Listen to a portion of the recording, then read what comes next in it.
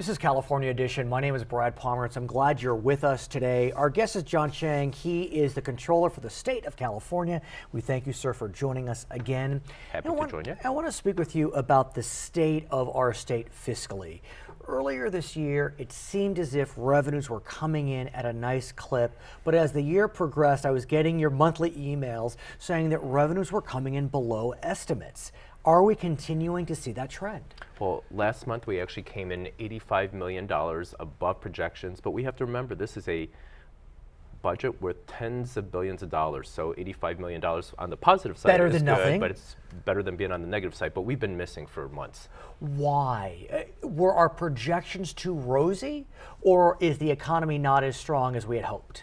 Well, the projections that the legislature and governor went upon last April, May, June came at a time where revenues were good, and they thought that it was going to continue, and it did not materialize. So what I'm wondering, though, is that you send out these reports, we all get them, and yet it doesn't seem as if the legislature reacts. Now we know we have a budget deficit of 16, maybe $17 billion. The governor in March was sending up red flags saying we got to insert cuts now, we've got to do it now. No movement whatsoever. So what can be done? Does the executive branch, of which you are a part, have any power to remedy a situation like the one you've been flagging for months? Well, the best I do is certainly give them the credible information. Mm-hmm. They need to make tough decisions. That's the challenge. It's painful for them. How do you increase revenues, or how do you cut essential programs such as education? People have to learn that we're adults, we're in positions of elected leadership, we have to make tough decisions, whether they're popular or not. Speaking of increasing revenues, as you know, there are two tax initiatives that will be on the ballot in November. One of them is supported by Governor Brown. It would increase sales tax by a quarter cent for 4 years. The other part of that initiative would increase taxes on the wealthy for 7 years. Now there's a competing measure which would essentially increase taxes on everyone on a sliding scale from 0.4% to 2.2%. What do you think of these two initiatives? Have you taken positions on either? I have not publicly articulated a position. The choices are very clear. Governor Brown, in his actions on the budget, said, in essence, either pass these tax increases or we're going to reduce the school year by $5.5 billion, which is equivalent to about 3 weeks, 15 days of the school year. Can I ask you, though, if that statement, in your mind, is really a scare tactic? I mean, would the trigger cuts need to be, and when I say trigger cuts, the cuts if the initiative goes down, would they need to all flow to education, or could they be evened out? Well, it'd be very difficult for them to flow in great amount to other programs. The governor has proposed cutting health care. Part of the deficit for last year's budget was that the federal government and the court said his cuts were illegal or improper.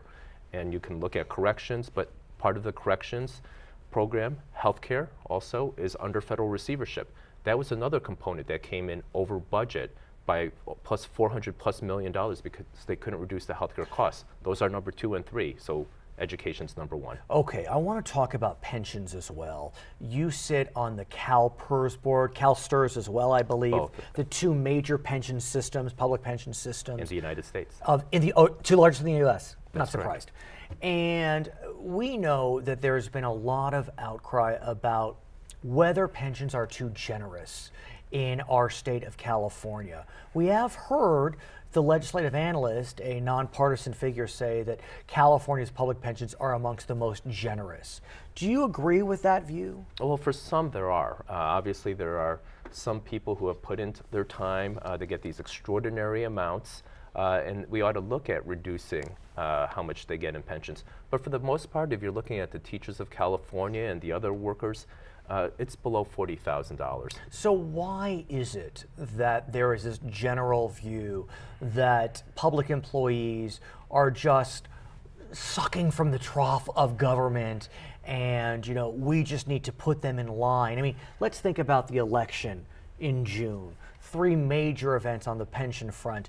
The Republican governor of Wisconsin, who was lambasted for eliminating collective bargaining amongst public employees, he was reaffirmed, not thrown out of office. And then San Diego, San Jose, two moderate to liberal cities, passed pension reform, over 65% of the vote. A couple of issues. Number one, they highlight the issues of people who do get the exorbitant pensions. And so the stories that get the headline news are people who are collecting outrageous amounts. And that's part of it. We have to change pension spiking as a practice. Have we not? I mean, weren't there already reforms by Governor Schwarzenegger? There were some reforms. Some of the reforms, in fact, one of the reforms I advanced got changed, and so that we didn't support it. We need to go in and tackle at least the tip of the iceberg that's just incredibly offensive to good, hardworking Californians. What about the whole notion that we have a governor who has said on the record that he believes California pensions are a Ponzi scheme? He has forwarded a 12-point plan. The Republicans in the legislature have submitted that plan, and yet no hearings on public pensions. It seems like it's going nowhere. Well, both the governor and the legislature have indicated that they will address the pension issue this summer. They're trying to resolve the budget issue at the moment. And obviously, we need to get California's fiscal house in order. Pensions is part of that, but you better get the budget done correctly. How large a part? I really want to get a sense from you. I mean, you served on the Board of Equalization. You are now controller, which is essentially the state's chief financial officer. You know, for so many of us, pensions seem so, it's hard to get a grasp on how much we spend as California taxpayers on pensions. Please quantify for us. So it's different depending on the levels of government. Sure. So if you're looking at pensions at the state level, the contribution by the taxpayers of California, the governor has proposed about $91 billion of expenditures. Okay. We're looking at about a little over $3.5 billion for the state's contribution for pensions. So that's about 3% of the state's budget. That's a little bit more. However, we have to tackle this issue now before it gets too big. Now, for local level, depending on the jurisdiction, some of those pension contributions have blown up because they've moved some of their funding around, and so it's a huge component of the local budgets. So as it relates to the state of California, are we spending a disproportionate amount of our energy and time on pension reform if it's only just above 3% of the budget? No, well, we have to make sure we address it properly so that we don't have these ballooning costs, such as healthcare. Pensions, healthcare, left unchecked, will eat up larger parts of the budget. It's happening with the interest payments as a component of the state budget. The bond indebtedness? That's correct. So you mentioned healthcare, and I know recently CalPERS increased the copays for its membership. It's all part of benefits, bennies as we call them. Is healthcare another major issue that we need to be focusing upon as a state? Absolutely, yes. It's not only a state, it's one of the major national issues. If we don't control healthcare costs, in specific Medicare costs, we're going to head off the fiscal cliff. That is the number one fiscal issue in the United States of America from the federal perspective. The issues are very big, they're very complicated. Do we have the political will, do we have the political expertise in the era of term limits to get a handle on these? Well, the voters of California just passed a measure to change term limits so that we can have members serve longer terms. Hopefully that they will be focused, they will develop a body of expertise. Term limits has created great problems. We have new members who are making very important decisions. Oftentimes they're very intelligent, but they have no substantive expertise. It's like having a new doctor perform a very, very complicated procedure. So we know that we will have members in the legislature for a longer period of time, at least in the same house. We know the voters passed that overwhelmingly, over 60%. We also know that the voters did not pass a tax on smokers, on cigarette packs, $1 additional pack. Is that of concern when you think about the November tax initiatives? I mean, we can't even pass a statewide tax on smokers. Yeah, it may be of concern for those who are advocates of the increased taxes on income for Californians. Every campaign is different. Sure. Obviously, it's still within the same calendar year. We don't know how the winds change. Okay, his name is John Chiang. He is a state controller for the great state of California. When we come back, we'll be speaking with Chris Holden, who is hoping to join John Chiang in Sacramento. He is a candidate for the California State Assembly. My name is Brad Pomerance. We'll be right back.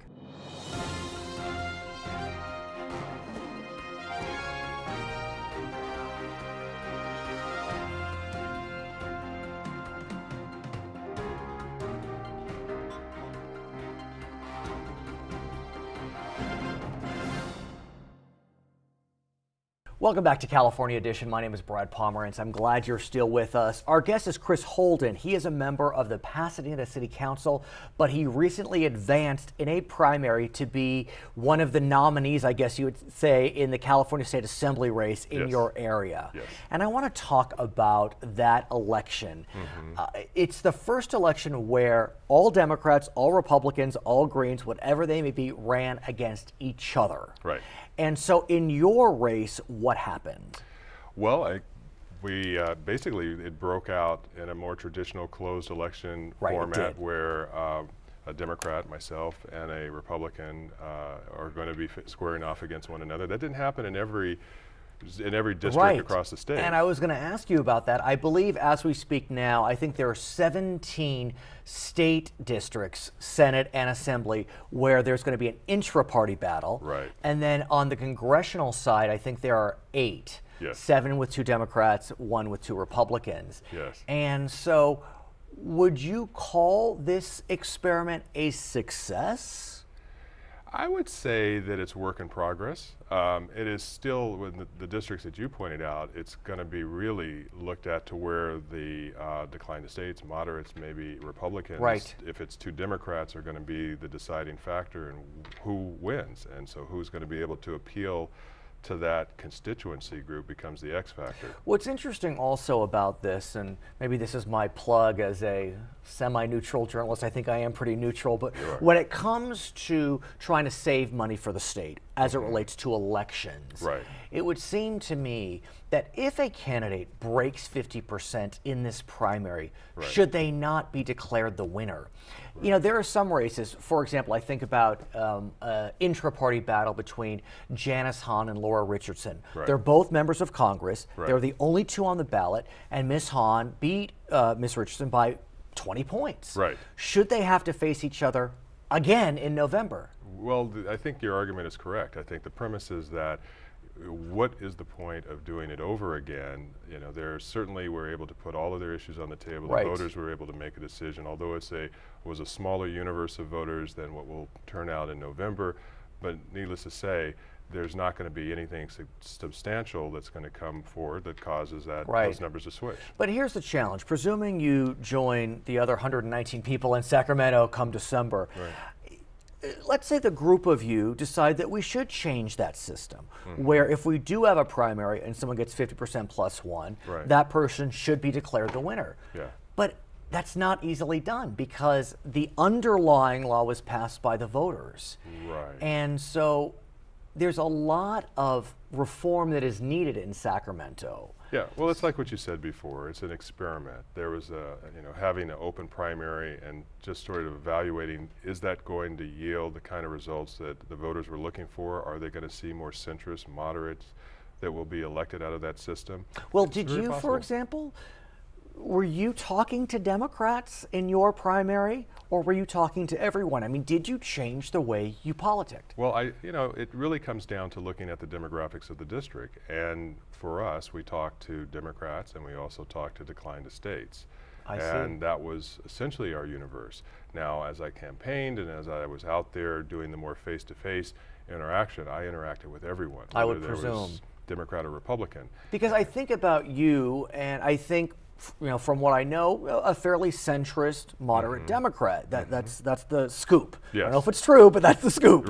And so I would presume that you could appeal to centrist Republicans. I mean, your district, it's a fairly moderate district, even though it leans Democratic. And Pasadena, I mean, 23 years on that city council, we had to work with, it's nonpartisan, so you work with Republicans, you work with decline to states and Democrats, and you work with the community where really you're just trying to accomplish a goal. So it wasn't a matter of whether a Democrat gets credit for turning old Pasadena around or a Republican. It had to be a community effort. So let's talk about the environment that's going to change. Pasadena, like you said, your city council, everyone runs nonpartisan, and it does feel as if it is a city council that acts in a nonpartisan way. You're going to Sacramento, which is highly partisan and is becoming more partisan. I'm there often, and it is amazing to me how charged the environment is.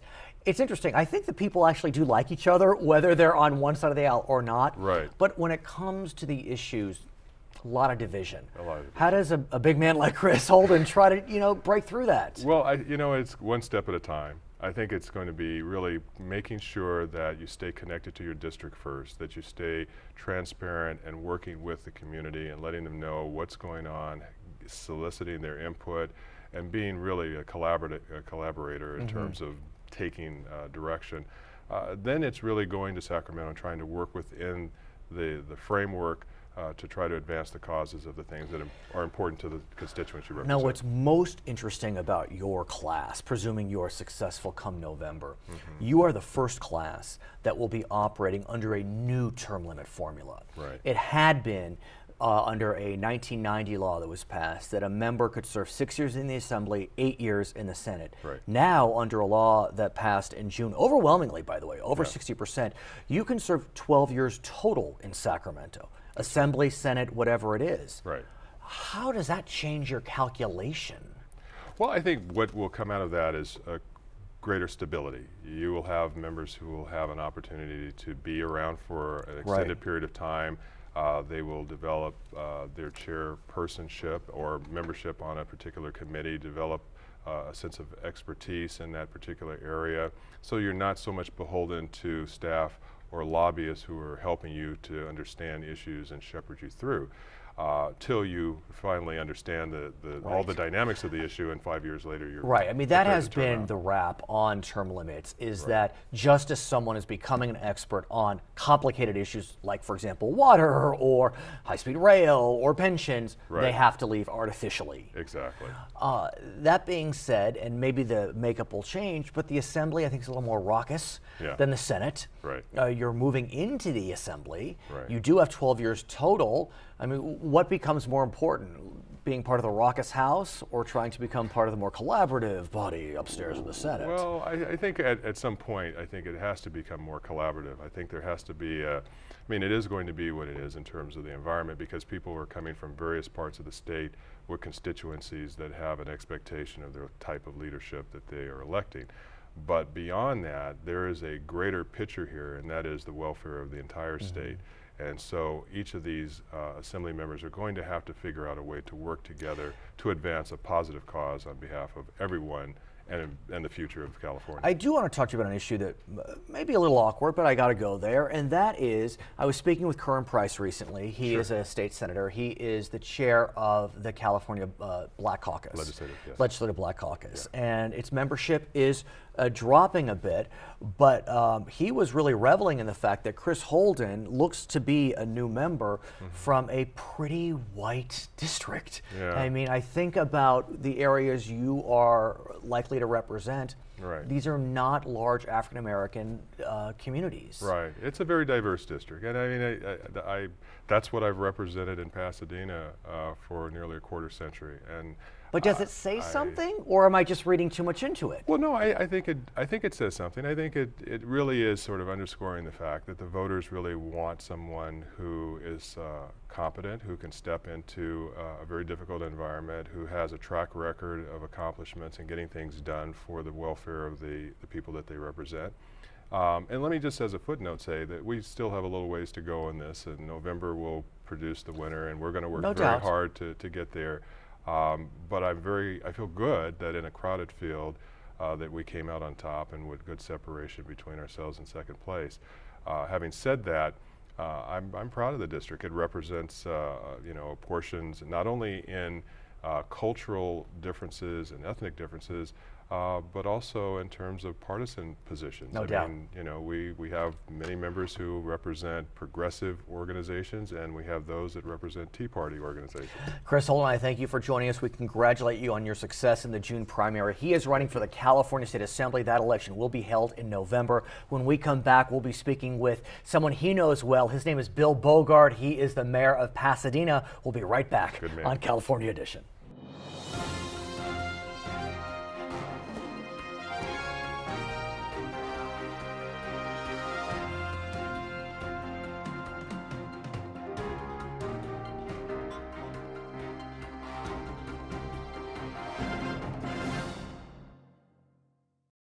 Welcome back to California Edition. I'm Brad Pomerance. Our guest, Bill Bogaard, he is mayor of beautiful Pasadena, California. And I want to speak with you, though, about the challenges facing all the beautiful cities in our great state. And that deals with redevelopment. The beat just keeps going on. The story takes more turns and twists.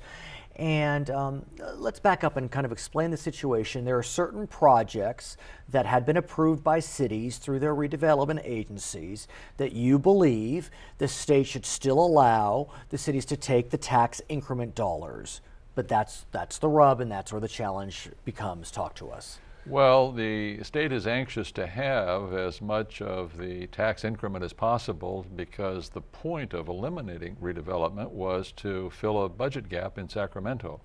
And here's the irony is that Governor Brown, I believe, saw that that money that would come back to Sacramento would be maybe $1.4 billion. But the chief legislative analyst, nonpartisan himself, thinks maybe it would be under $1 billion. So that's their problem, not yours. It remains to be seen, but that was simply because the state is not in a position to cause the cities not to pay indebtedness. Right. A contract is a contract under our system. And that's the key, is that the cities are saying, look, we have enforceable contracts. Even though the redevelopment agencies have been shut down, we still have to go forward with projects that had been approved prior to the cutoff date set by the legislation. But there are lots of questions about individual projects and so on, but instead of getting $1.4 billion in the first year, the governor might someday, after 2, 3, 4, 5 years, get money at that level to help fill the budget gap. But meanwhile, legitimate or enforceable indebtedness incurred by all the agencies around the state of California will be allocated to those successor agencies to pay the legitimate debt. But we know that the state is challenging at least $350 million of what cities are saying are enforceable contracts. Absolutely. But we also know that many cities, including Pasadena, including Glendale, brought an action recently to try to force the state to pay that portion of tax increment for enforceable contracts that were approved prior to the cutoff. Briefly, the date for the distribution of tax increment to cities under the practices that prevailed until now was coming up. That date is June 1. Right. And the Department of Finance notified us and other cities, all of your enforceable indebtedness proposals that you have put before us are denied. We felt, and other cities felt, there was no choice but to protect our interest in the circumstances, and therefore there was a petition. You sought an injunction. We sought an injunction, which the headlines afterwards said denied, but in fact the injunction was denied by the court because the Department of Finance had conceded the legitimacy of our position, at least for the June 1 payments, and indicated to the court that those payments would be made on time, which turned out to be the next day. But what's interesting is, I know as it relates to Pasadena, you got a significant portion of the money you expected to get. Yes, we did. But not all of it. That's so, true. you know, the beat goes on, and now you have to fight with the state over what contracts are enforceable. Is it as dramatic as I describe, or is it a small amount for Pasadena? No, the amounts are significant for Pasadena. We're talking about tens of millions of dollars. We have a breathing space between now and say November, when these questions will be subject to the need to resolve. Are your vendors getting nervous on these projects? The parties that are waiting for payments are bondholders, so they may be investors or banks, and they're not really fully aware of it, and they'll get nervous when the payments fail to show up. But they are showing up as we speak. At the moment, we're okay, and the next critical point in time will be in the fall. So I want to speak about redevelopment more broadly then, because we've been speaking over the last several months about the future of redevelopment. We know that the California Supreme Court voted in favor of its elimination. The challenges were struck down.